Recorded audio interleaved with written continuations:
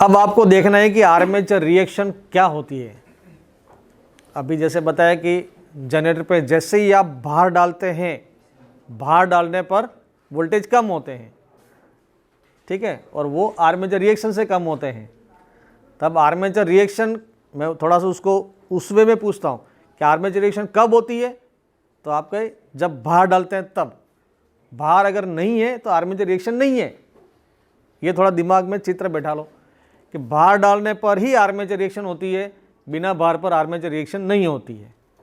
जब आर्मेचर में भार होगा ही नहीं तो रिएक्शन कहाँ से होगी। जनरेटर में वोल्टेज बनना शुरू हो गया, आपने जनरेटर पे भार डाला है, तो क्या होता है उसको आर्मेचर रिएक्शन किस प्रकार से समझते हैं। देखें कि जब आर्मेचर के चालकों में कम लोड करंट प्रवाहित होती है, आर्मेचर के जो चालक हैं उसमें जब करंट चलती है तो ही आर्मेचर रिएक्शन होती है। और करंट कब चलती है, जब उसमें भार पड़ता है। जब भार पड़ता है तो करंट चलती है, भार की करंट। और जब जैसे जैसे भार की करंट बढ़ती है तो उसका जो चुंबकीय क्षेत्र होगा ये वाला, अभी ये नॉर्थ पोल और साउथ पोल। अब थोड़ा सा अपन देखें कि जनरेटर के अंदर ऐसी क्या रिएक्शन होती है, जो आर्मेचर रिएक्शन है क्या। नॉर्थ और साउथ पोल के बाहर जो चुंबकीय क्षेत्र, चालक आपके घूम रहे तो वोल्टेज पैदा होते हैं। जनरेटर का सिद्धांत यही था, फैराडे का इलेक्ट्रोमैग्नेटिक इंडक्शन है ना। तो फैराडे का इलेक्ट्रोमैग्नेटिक इंडक्शन क्या है कि चुंबकीय क्षेत्र में चालक को घुमाया तो वोल्टेज पैदा होते हैं। तो बाहर चुंबकीय क्षेत्र नॉर्थ और साउथ का वो अलग, चालक अंदर घूमेंगे वोल्टेज बन गए। तो ये जो चालक हैं इसमें वोल्टेज बन गए, उसके बाद फिर उसमें भार डाला तो करंट चली। इन चालकों में करंट चली, आर्मेचर के चालकों में। अब यह पर्टिकुलर ये देखना है कि आर्मेचर, ये जो इसमें चालकों में जो करंट चल रही है, तो इसमें ये निशान पता है कि ये प्लस का निशान और डॉट का निशान क्या बताता है, क्या बताता है। हाँ, प्लस और जो डॉट जो लगा हुआ है वो क्या क्या शो करता है। जब करंट यहाँ इस बोर्ड से बाहर की ओर आ रही है ऐसे, तब ये डॉट दिखाई देगा। और जैसे मान लो यहाँ चालक ऐसे है तो ये अंदर की तरफ जा रही है, ठीक है। तो जब ये अंदर की ओर जा रहा है तो पीछे पूंछ दिखाई देती है, तो वो प्लस का निशान हो गया, ठीक है। अब इसमें जो चुंबकीय क्षेत्र बन रहा है कौन सा, भार डालने पर। अभी आर्मेचर के ऊपर भार पड़ा है, भार डाला, उसके बाद इस चालक में करंट चली, उसका चुंबकीय क्षेत्र बना लोड पर, वो रिएक्शन करता है बाहर वाली फ्लक्स पर, उसको कहते हैं आर्मेचर रिएक्शन, ठीक है। अब वो क्या क्या, जैसे इसमें जैसे ये करंट ऐसे जा रही है तो इसका चुंबकीय क्षेत्र की दिशा क्या रहेगी। कार के स्क्रू का नियम जो आपने फर्स्ट ईयर में पढ़ा था, चुंबकीय क्षेत्र की दिशा क्या होगी। एक स्क्रू को सीधे हाथ से घुमाने वाला, तो जो स्क्रू की जो दिशा होगी, उस घुमाने की जो दिशा होगी वो चुंबकीय क्षेत्र की दिशा होती है। कार के स्क्रू का नियम पढ़ा था ना मैग्नेट वाले चैप्टर में। तो ये इसका जो चुंबकीय क्षेत्र बन रहा है ऐसे, ठीक है, क्योंकि तार में करंट ऐसे जा रही है भार पड़ने पर। तो इसका चुंबकीय क्षेत्र, ये बाहर वाला चुंबकीय क्षेत्र की बल रेखाएं क्या होगी, नॉर्थ से साउथ की ओर, तो उसकी बल रेखाएं और ये आर्मेचर के चालक की बल रेखाएं दोनों आपस में टकराएगी। टकराने से क्या होगा, इसमें क्रॉस मैग्नेटाइजेशन इफेक्ट आ जाएगा।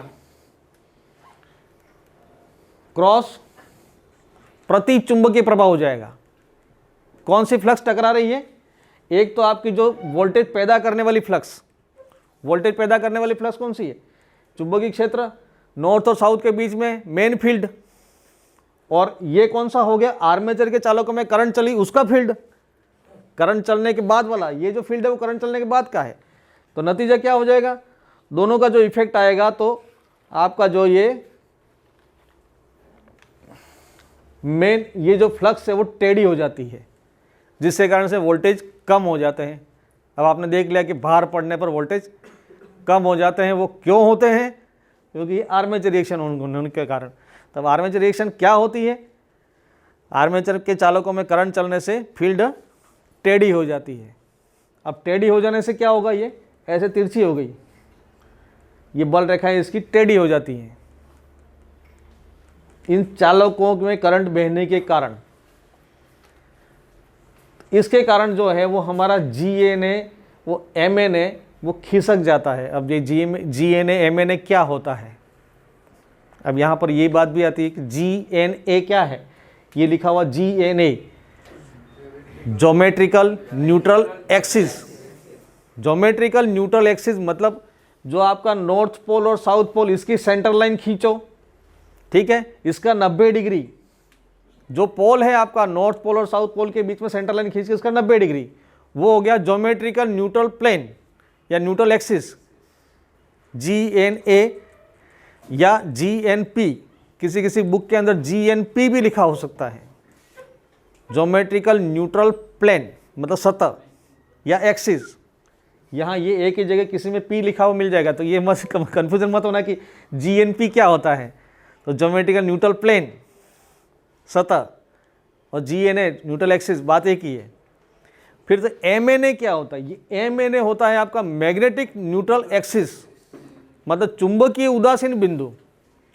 और वो चुंबकीय उदासीन बिंदु क्या होता है कि जो बल रेखाएं जो चल रही हैं उसका लंबवत, जो बल रेखाएं चलेगी उसका 90 डिग्री। तो जब ये आर्मेचर रिएक्शन नहीं थी, थोड़ी देर के लिए माने कि ये आर्मेचर रिएक्शन नहीं है, तो चुंबकीय बल रेखाएं सीधी सीधी थी ना। जब ये आर्मेचर रिएक्शन हमारी नहीं थी उस समय चुंबकीय बल रेखाएं सीधी थी, तो उस समय GNA और MNA दोनों एक ही थे।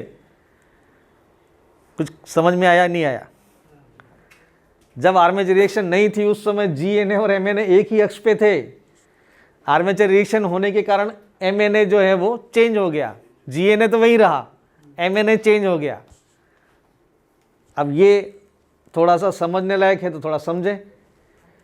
भुजा की सहायता से ब्रशों के GNA से MNA की स्थापित कर दिया, मतलब वो स्पार्किंग होने के बाद फिर उसको उपाय क्या है वो तो ये है।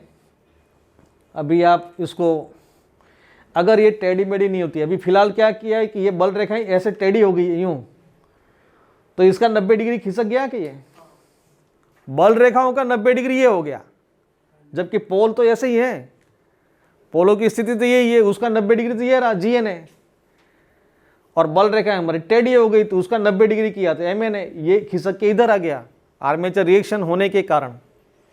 अगर ये आर्मेचर रिएक्शन नहीं होती तो ये GNA MNA दोनों एक ही अक्ष पे होते हैं, ठीक है। जो आपकी ये थ्योरी बता रही थी प्रतिचुंबकीय प्रभाव, तो मुख्य फील्ड आर्मेचर के संयुक्त प्रभाव से फ्लक्स का जो चित्र यहाँ दिखाया गया है, चुंबकीय उदासीन अक्ष MNA और ज्यामितीय उदासीन अक्ष GNA से घूर्णन की दिशा में कोण फाई पर विस्थापित हो जाता है, मतलब खिसक जाता है, वो न्यूट्रल जो है वो दूसरा हो जाता है। अब वो उससे क्या इफेक्ट आता है, इससे इफेक्ट ये आता है कि कार्बन ब्रश पे चिंगारियाँ बनने लग जाती हैं। हमारा जो कार्बन ब्रश की स्थिति होती है वो हमेशा MNA पे होती है। कहाँ होती है? MNA पे, मैग्नेटिक न्यूट्रल एक्सिस पे कार्बन ब्रश रखे जाते हैं। आपका कोई भी जनरेटर होगा, आपका कोई भी जनरेटर कार्बन ब्रश कहाँ है? MNA पे, मैग्नेटिक न्यूट्रल एक्सिस पे। जो ये वो पोल है आपके नॉर्थ और साउथ, इसकी सेंटर लाइन करके 90 डिग्री किया हुआ है, तो यहाँ पर आपके कार्बन ब्रश हैं, क्योंकि यहाँ पर कोई भी चुंबकीय प्रभाव नहीं होता, नॉर्थ का इफेक्ट और साउथ का इफेक्ट जीरो हो जाता है यहाँ पर। तो मैग्नेटिक न्यूट्रल अक्ष ये हो गया।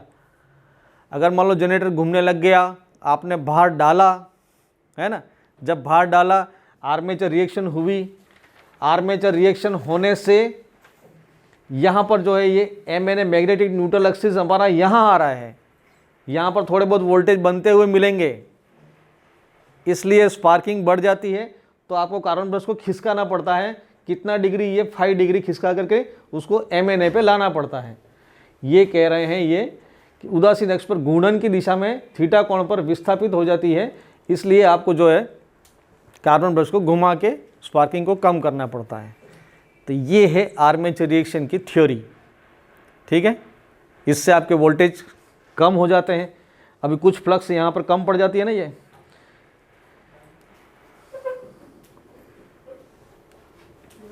कुछ फ्लक्स हमारी कम पड़ जाती है, तो इससे आर्मेचर रिएक्शन होने से वोल्टेज कम बनते हैं।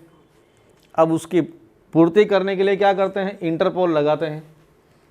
आर्मेचर रिएक्शन को कम करने के उपाय, मतलब ये जैसे अब रोकर आर्म देखा है, रोकर आर्म जिस पे कार्बन ब्रश फिट किए जाते हैं, उसके थोड़े से ढीले करके ना, जो आपका जनरेटर घूम रहा है उस दिशा में थोड़ा सा घुमा दिया जाता है। कितना डिग्री? 5 डिग्री थीटा डिग्री जो है ना, ये दे रखा है, हल्का सा उसको घुमा दिया जाता है। जितना GNA और MNA में अंतर आया उतने डिग्री थोड़ा घुमा दो तो स्पार्किंग कम हो जाती है। तो एक तो ये उपाय है, ठीक है। अब दूसरा उपाय क्या है इसमें? EMF की कमी, अगर मान लो वोल्टेज कम बन रहे हैं तो उसकी कमी को दूर करने के लिए छोटी मशीन में मुख्य वाइंडिंग में फील्ड वाइंडिंग के एम्पियर टर्न बढ़ा दिए जाते हैं, तो एम्पियर टर्न बढ़ा दो। या फिर एक है आपका कंपनसेटिंग वाइंडिंग आर्मेचर के सीरीज में, आर्मेचर के सीरीज में ये तो series field winding D1 D2 है। कंपाउंड जनरेटर में देखा ना, कंपाउंड जनरेटर में देखा आपका ये D1 और D2 तो सीरीज फील्ड वाइंडिंग है ना। फिर ये बीच में C1 C2 एक्स्ट्रा जोड़ दिया, वो एक इंटरपोल लगा दिए, उसको भी आर्मेचर के सीरीज में जोड़ा जाता है। इसको बोलते हैं इंटरपोल या कंपनसेटिंग वाइंडिंग। ये एडिशनल वाइंडिंग करके आर्मेचर के सीरीज में कर दो तो वो जो रिएक्शन हो रही है उससे थोड़ा बहुत कम किया जा सकता है, आर्मेचर रिएक्शन को थोड़ी कम कर सकते हैं। ये कंपनसेटिंग वाइंडिंग जो है इसका काम ये है, ठीक है। समझ में आ गया कि आर्मेचर रिएक्शन। अब एक और प्रतिक्रिया होती है जिससे हम कहते हैं कम्यूटेशन। ये होता है दिक् परिवर्तन। अब दिक् परिवर्तन क्या होता है? दिक् परिवर्तन समझे क्या? कम्यूटेटर देखा है आपने, अलग अलग सेगमेंट होते हैं, एक से लेकर के माना कि 24 सेगमेंट हैं, नंबर डाल दिया 1 2 3 4 5 6 7 8 9 के 24 आ गया। आपने कार्बन ब्रश लगा रखे हैं, कार्बन ब्रश एक से संपर्क में आ रहा है, फिर एक से जब दूसरे सेगमेंट पे जाता है कार्बन ब्रश, तो उस समय क्या होता है, एक सेगमेंट पे तो है, फिर दूसरे सेगमेंट में तो चिपका हुआ ही रहता है।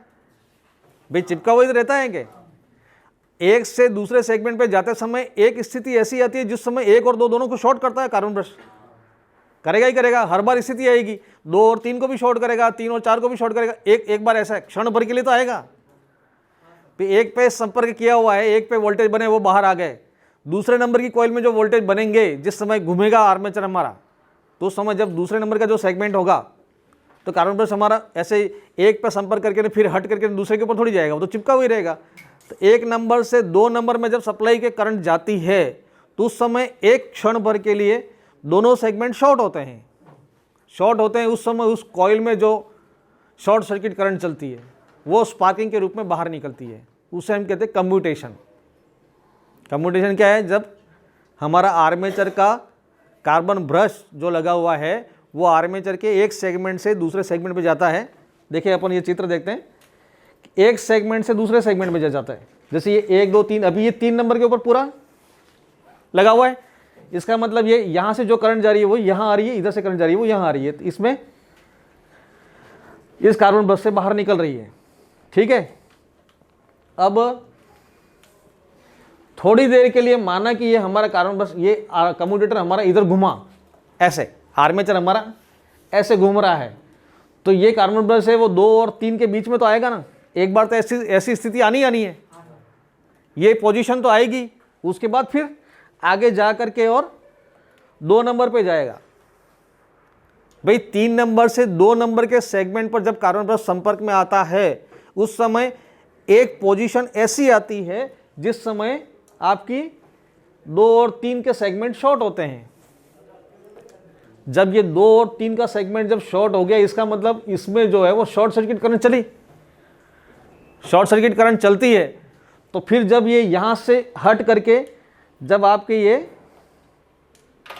2 नंबर पे जब जाएगा तो उस समय ये स्पार्किंग के रूप में यहाँ पर बाहर निकलता है, जिसे हम कहते हैं कम्यूटेशन, ठीक है। याद आ जाएगा। कार्बन ब्रश जो है एक सेगमेंट से दूसरे सेगमेंट पे जब जाता है उस समय एक स्थिति ऐसी आती है जिस समय 2 सेगमेंटों के बीच में कार्बन ब्रश आता है जो एक कॉइल को शॉर्ट करता है, और वो शॉर्ट सर्किट करंट, जैसे अभी आपने ये देख लिया कि एक खंड कौन सा था, ये पहले हमारा कार्बन ब्रश 3 पे था, ठीक है। फिर पोजीशन इसकी बदली, 2 और 3 को शॉर्ट किया, इस समय यहाँ इस स्थिति में शॉर्ट सर्किट करंट चली, ठीक है। फिर वापस ये जब ये 2 पे आया तब ये स्पार्किंग के रूप में बाहर निकला। ये हो गया आपका कम्यूटेशन। अब इस कम्यूटेशन को कम करने के लिए क्या करेंगे, कार्बन ब्रश की जो क्वालिटी है उसमें चेंज करेंगे, है ना। इसमें ये कम्यूटेशन को कम करने के लिए रेजिस्टेंस लगाए जाते हैं, हाई रेजिस्टेंस ब्रश का उपयोग किया जाता है, उच्च प्रतिरोध वाले ब्रश का उपयोग किया जाएगा जिससे कि ये स्पार्किंग को कम किया जा सके, ठीक है। और इंटरपोल तो जानते ही हैं, ये इंटरपोल की जो वाइंडिंग है, इंटरपोल लगा करके भी कम्यूटेशन को कम किया जा सकता है। और इंटरपोल कहाँ होते हैं, दो पोलों के बीच में यहाँ इंटरपोल होते हैं, दो मेन पोलों के बीच में इंटरपोल, वो साइज में छोटा होता है, मेन पोल से छोटा, ठीक है।